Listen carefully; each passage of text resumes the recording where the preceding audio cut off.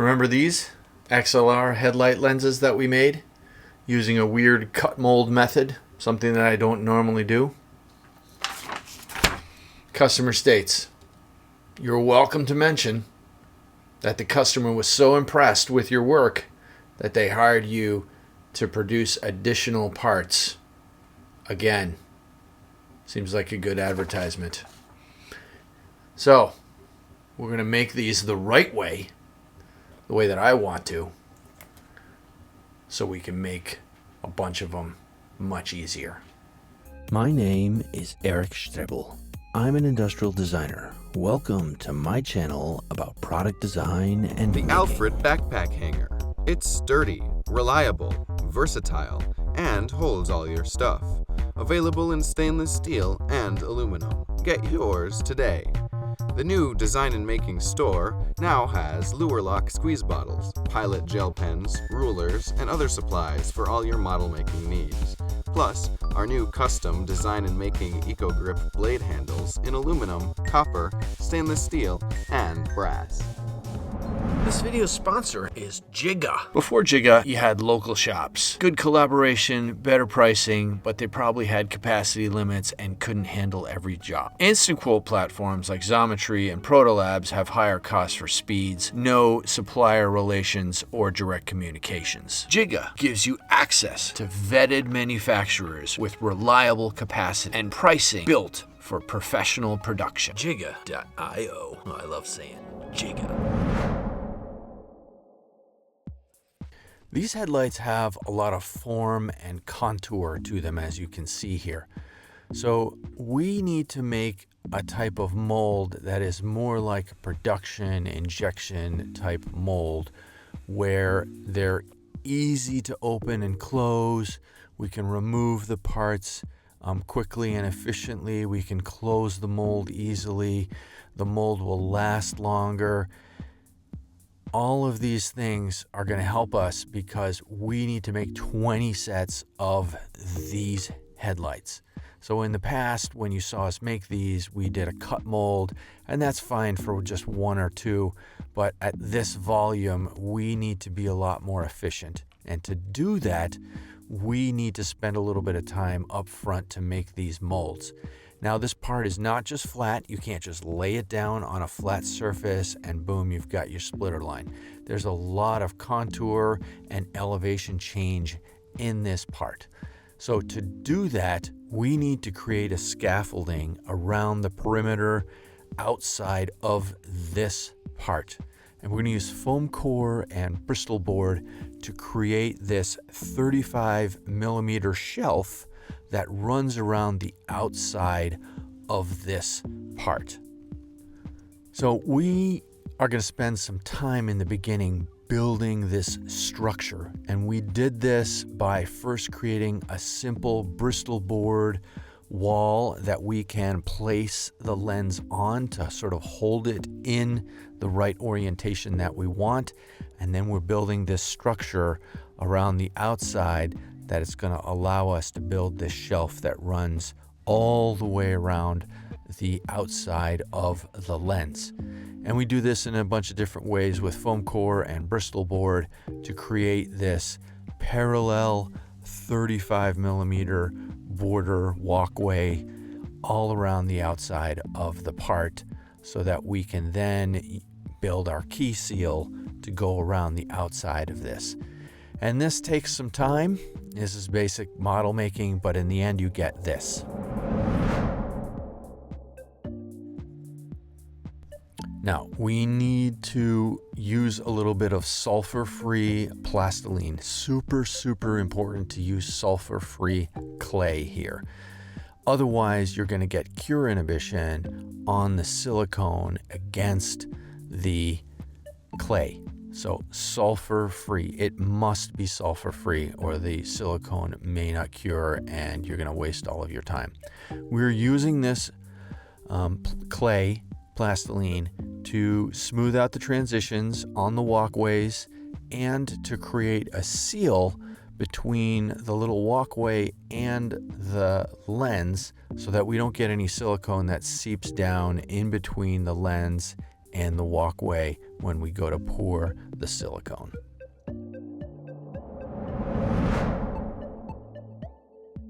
We need to create the key seal, and this key seal is the key that locks the mold together and holds it in the correct position every single time.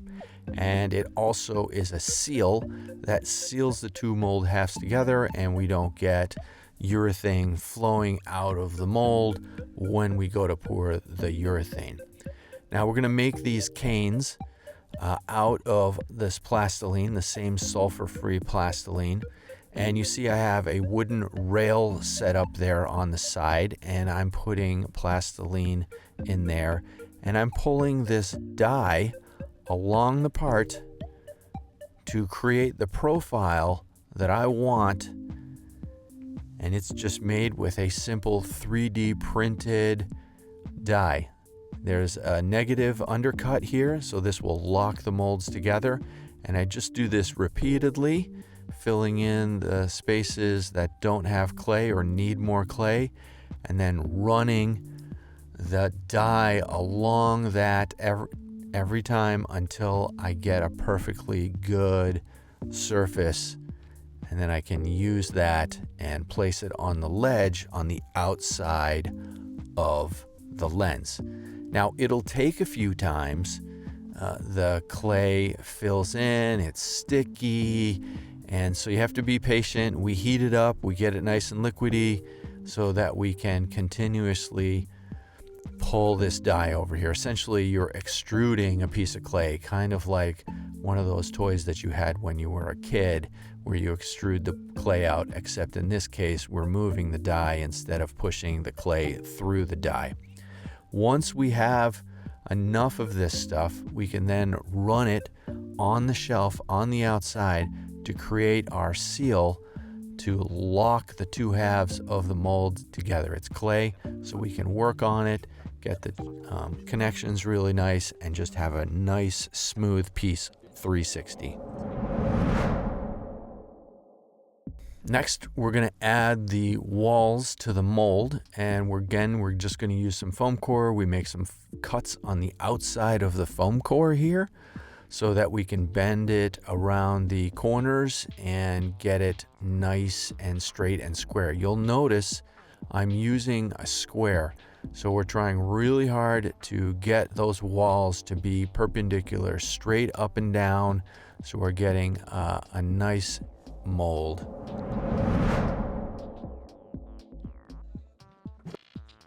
All right, mold's done. We need to pour some silicone. We're using BJB's 5150. This is a platinum cure silicone. It comes, we buy it for this project in 5-gallon buckets. We're drilling a little vent hole in the back of the bucket so that we can pour the silicone out of the bucket right into our mixing pail, which is set on a scale. Wyatt's pouring that out. There you go. It's pretty heavy, so we put it on the desk. And then we mix the two components together with a drill. This makes life a little easier. And into the vacuum tank it goes. We can only mix about, 2 gallons roughly, 1.5 gallons at a time, because we're limited by the size of our vacuum tank. So we degas that till all the bubbles are gone, and then we'll be able to pour it into the mold. And we're going to have to do this multiple times to fill up the mold. We are trying to be efficient and use as little silicone as possible. Thus, the walls are super straight, and we spend a lot of time doing that so that we can not waste any silicone and get a nice mold that uses the minimal amount of silicone necessary. So on the first pour, you can see it just comes up to here.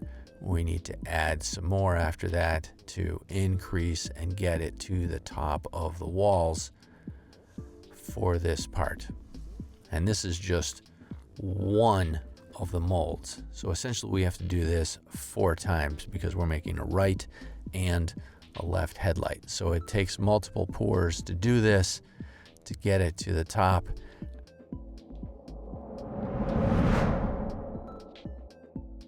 Once the silicone is cured, then we can remove the side walls and we can flip the whole thing over and pour the second half of the mold. So we use some hot glue down there to seal everything. You can see no silicone has leaked through. We've done our job well. And now we need to come back, remove all that scaffolding that we spent our time building, and pull the clay out and get that cleaned up so that we can pour the second half of the mold. Get all the clay out of there the best that we can, make it nice and clean. We'll get the mold put on a nice flat surface so we're not distorting the mold, and we'll cut some foam core to make the walls for the other side. We hot glue that together. We glue the foam core down at the bottom with hot glue, and now we need to add the vent sprues and the pour sprue. So we will vent at the high spots. We're using some brass tubing here, and we will add a pour sprue at the low spot here. We're going to add in a negative shape to help us reduce the amount of silicone that we're using, because we're using a huge amount of silicone to make these molds. So we want to save a little bit of money, and we make these, we 3D print these things and we put it in here, we hang it in here, and then we pour the silicone in, and this will just help us save silicone. So you'll see we pour from one spot and it flows out to create the mold.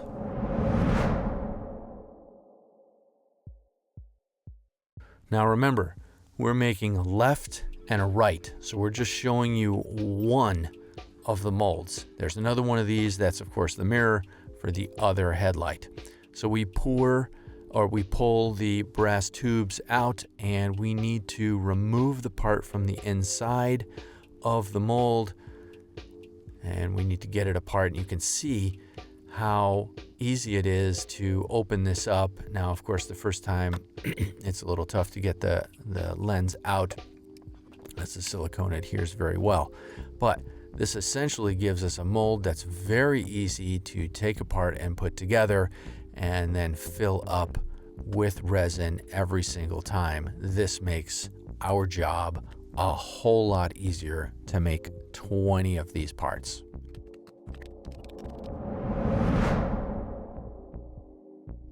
Now, when we do this, we tape it together, and you say, yeah, you know, you created this seal and it snaps together and everything. How come that's not enough? Well, believe it or not, the force of the resin is quite significant, and it tries to pull that mold apart when you pour the resin in, essentially floating the top half of the silicone mold, believe it or not.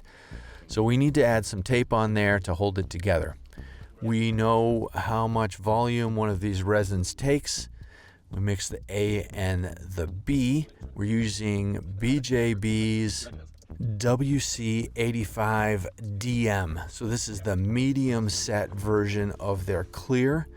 It's UV stable and great for this kind of a product. The medium set gives us enough time to degas and then get the resin into the mold and then ultimately into the pressure tank so that we get bubble-free parts every single time. So here we're degassing. Once the bubbles have stopped forming at the top, we can pour that in. And we do that, we have a big funnel. This gives us some height and gives us some additional pressure to get the resin into the mold. And we load that into our big pressure tank here. The parts end up curing under 60 psi of pressure with heat for several hours, and we can take that out and demold the parts. Once we've removed the sprues, we use a little bit of air, and the air gets in there to help us separate the part from the mold. Out of the mold pretty easy. We'll be able to pry that out using a tool. I think he's using the pliers there or whatever, but that's a super clean part. There's minimal flash around the outside. and this makes it really easy for us to clean up. We use a file, go around the edges, and literally this is all we have to do to the finished parts. And when you're making 20 sets of a part like this, you don't want to spend a whole bunch of extra time cleaning up these parts. So this is what 10 sets looks like. We did 20. We had already mailed out the first 10. We're just doing a quick time lapse here for you so you can see all the parts.